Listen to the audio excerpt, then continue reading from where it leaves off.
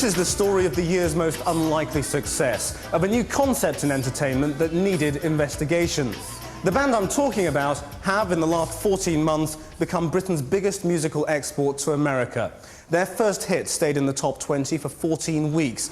Their website receives more visitors than every other artist on this label combined, and they've won major awards in rock, dance and hip-hop categories on both sides of the Atlantic. I'm talking about Gorillaz, a two-dimensional animated band. The two men behind them, Damon Albarn of Blur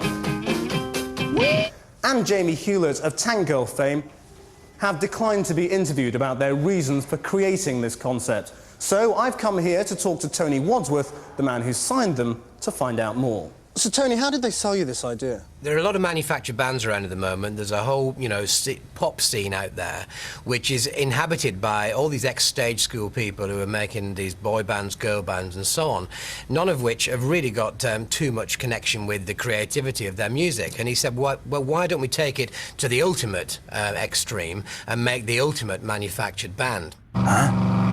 Well, one of the problems when you've got something like this where the band doesn't actually exist is that you don't have people who can go out there and do interviews or perform on TV shows or do all the normal promotional things that ordinary pop stars do. Huh?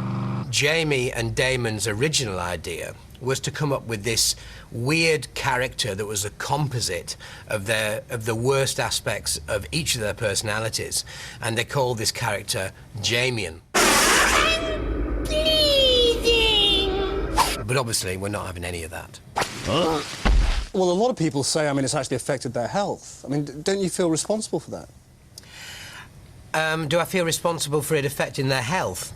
Their mental health? Well, not really, because, quite honestly, as long as they're selling loads of records, I couldn't give a toss.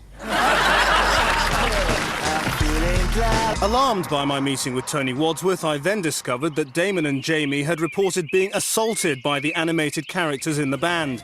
I went to speak to Detective Constable Cornwall, who filed the case. Well, naturally, I suppose you could say we was all very excited when they came in and reported what they claimed were vicious assaults upon their fit young bodies. Beautiful, beautiful. Oh, I suppose you want to hear the tape.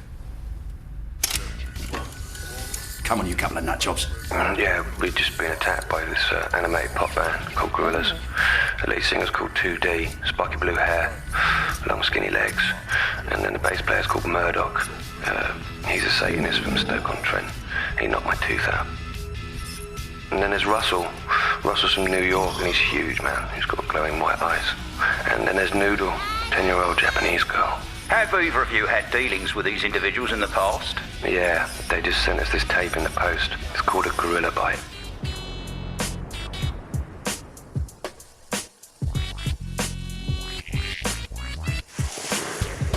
When he lets go of that break, man, it's gonna be like Evil Knievel stomped by a clown through a whole platoon of touring plastic German ground troops. よっしゃ、1000から500上げて、どうだ出る? Yeah, but that's one bet you're gonna lose.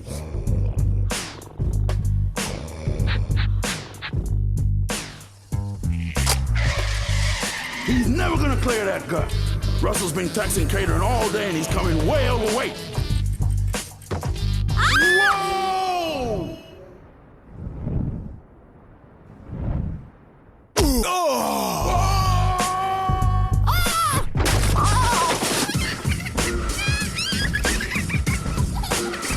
If you keep doing this, man, I'm gonna be jumping you next time you asleep. And I don't think neither of us gonna make it. You dig? Well, the Gorillaz Bites was a new departure for us. We have to start, firstly, with a concept that would originate from Jamie himself. I can't catch it, look, it's so slippery. We approached Jamie's designs quite literally and drew them conventionally, and then traced the line to get the thick and thin line that is very distinctive in Jamie's drawings. Melt it, face, melt it, face! Well, the first thing that I was aware of was the voice records and Jamie's storyboards. So after that, it was this editorial task of just taking Jamie's storyboards and editing it to the voice track. Hey, yo, Muds, where my eel at? Where's my eel? Where my eel? Where my eel? He don't feel too good. He feel ill. When we get a line test, we start seeing an actual performance emerging. We start seeing them actually acting, performing. Get up, back to the fucking here. Melt its face, melt its face! Hey, yo, Muds. Prets. There were injuries, weren't there? Have a look at that. Confidential. How do you explain these injuries? This should explain everything. Right. Let's just go through this one more time. Look, I've told you 1,000 times we got attacked by cartoon characters. That's how it happened. All right, boys. Do you fancy some cheesy footballs? I think you'll find when we do get to it, it's a very revealing sequence. Now, you'll notice that the two lads engage in what can only be described as physical violence. So this is Jamie and Damon? Yes. Fighting each other? Yes. And they're wearing masks as well? Yes, that's right. Yeah. But you must see things like this all the time, surely? Well, yeah. Well, not normally in the interview room like that. No, that's not normal behaviour. Violence was becoming a recurring theme in my investigation. My next lead was to go to the offices of style magazine Dazed and Confused, where the Gorillaz made their first media appearance.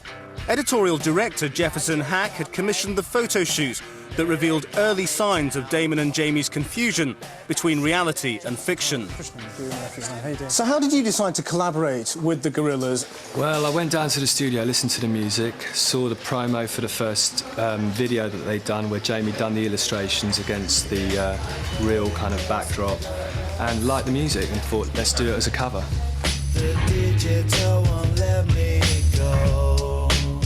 So how do you style a band that doesn't exist? Well, that's the thing, we tried to make it feel like it was a real shoot, so we got our stylist to go out and get some clothes that they may have put on a band like the Gorillaz.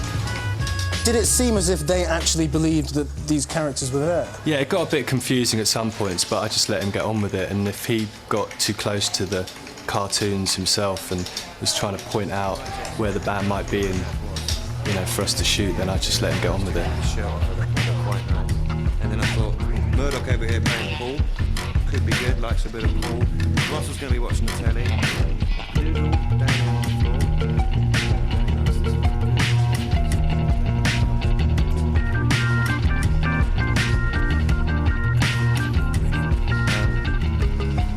Okay, well maybe Russell can be by the pool table, I don't know. Yeah, Jamie asked me if I minded if Russell smeared burgers on the wall or if Murdoch threw a TV across the room. And I didn't really know what he was going on about, so I didn't pay much attention. But the next morning when I came in, there were burgers smeared on the wall, and there was a television thrown across the room, and I wasn't very happy about it. Despite having gathered substantial evidence of Jamie and Damon's deteriorating condition, I was still no closer to the pair themselves. Determined to track them down, I was beginning to wonder what I might face when, if ever, we did meet.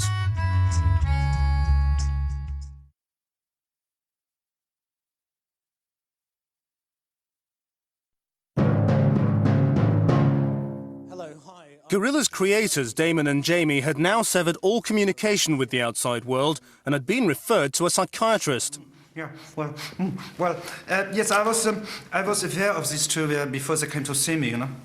I was aware of their work, and I was quite a fan. You know? Really? Yeah, oh yeah. There was one song about a little monkey, you know, has this conflict between his brain and his tail.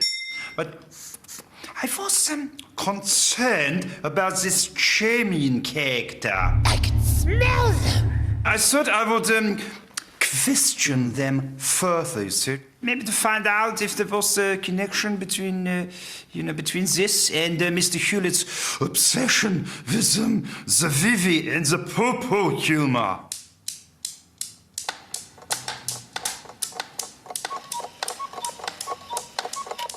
What do you think is the major musical influences of the band Gorillaz? The biggest influence on Gorillaz is me. Jamie, how do you find that these characters have changed? 2D, he's found Tibetan spirituality. Yeah, good. So he's getting in touch with his.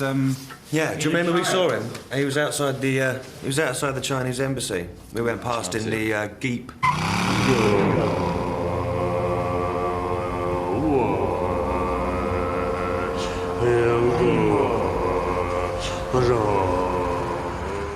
Right, you are telling me that you drove the Jeep?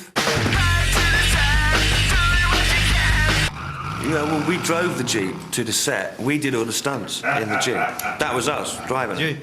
You're trying to tell me that you drove the Jeep that was animated in the video. You drove this. You drove this. I drove it. He's banned. He's banned. Very good.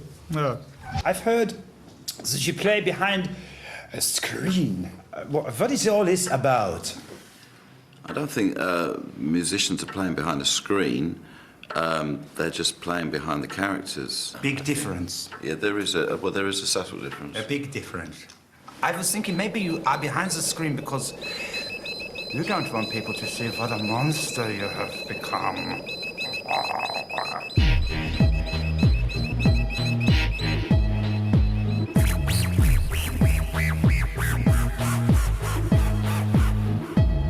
This is a breakfast club! I have to say I'm not convinced. I mean, everybody knows these characters are plainly fictitious. I mean, what possible purpose do these fantasies serve? Well, I am presented with a curious and tightly interwoven scenario here. They are surrounded with situations which constantly reaffirm their delusions. Yeah.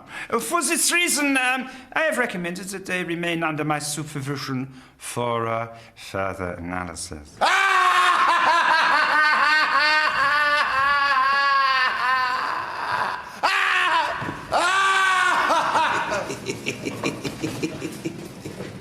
Dr. Cornwell suggested I speak to the Gorillaz web designers. As the band members regularly interact with fans online, the web might be the place to make contact with their creators. My name's Matt Watkins and I'm the webmaster. I hate that word. The Gorillaz live, eat and breathe and hang out on the website online, and the kids can come and see where they live, see what they get up to, see what they're into and what their house is all about. Well, the band members are pretty elusive on the actual website, but if you look hard enough, you will actually bump into a few of them. And you can, if you're lucky, you can chat to them. They all seem to idolise Murdoch and 2D especially. Stewpot, that's 2D's real name. We were deeply in love. I mean, I still do love him, but it was just that Murdoch. I mean, every time 2D's back was turned, he was like trying it on with me, and it kind of just ruined our relationship. And, you know, it was a real... Well, actually, it ruined a couple of my T-shirts as well, come to think of it. When I first met Murdoch, He told me he'd see me in a magazine. he said he'd always fancied me. It was quality. He bought me loads of drinks. And asked me back to his place. Okay, cool. I thought he'd live somewhere really flash, but it was just some old van in a car park. It was such a state. It's not funny. When I woke up in the morning, he was gone. So was my purse. He is disgusting. Last time we were talking about Mr. Harding and the problems he has with his wife. I think we made some progress, gentlemen. I can hear them. I can hear them coming out of that speaker up there. It sounds like the squeaking of an old man's knee joint. Be quiet, Mr. Hewlett. Only it's lower. Mr. Hewlett, you're disturbing the others.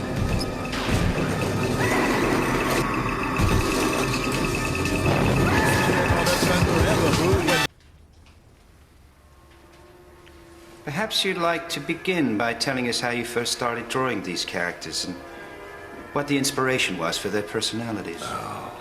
Inspiration for their personalities. Well, I suppose there's a bit of everything in there, really. Keith Richards. Probably a baddie from Scooby-Doo. A couple of stormtroopers. Peter Falk. Brian Harvey. Matthew Kelly. And Darth Vader. That's about it.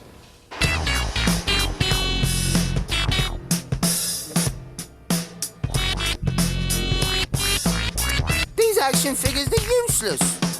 My head doesn't wobble like that. Yeah, it does, D. Look. Russ, do it again.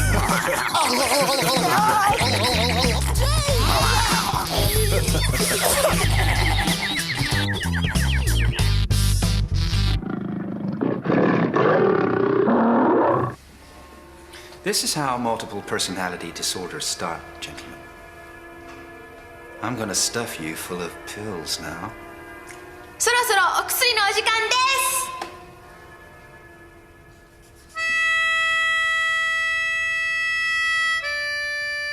す。 It's a thin line that Jamie's walking. The influences he claims went into the characters are in fact just different parts of his own personality. The other one just plays instruments randomly out of time. I think he's a freak and belongs in a circus. But unfortunately, there is not enough resources to keep them here. So it's back to the community for the pair of them. Released from hospital, Damon and Jamie finally agreed to meet me.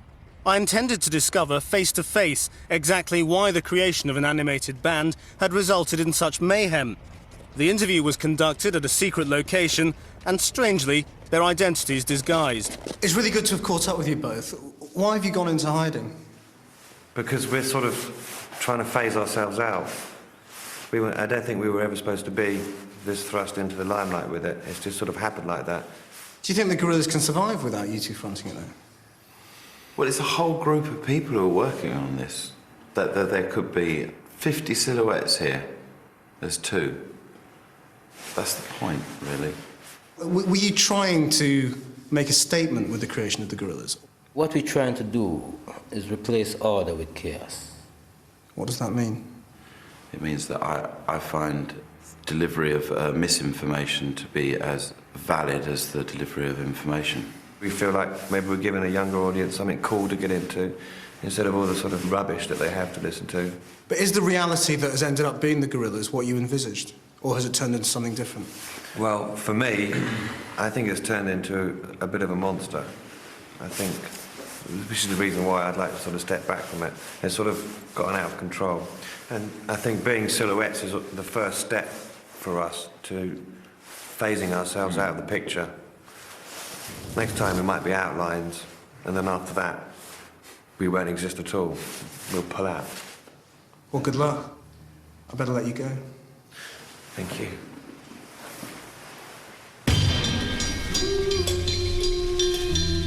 It remains to be seen whether Damon and Jamie will be able to resist returning to the spotlight in the future.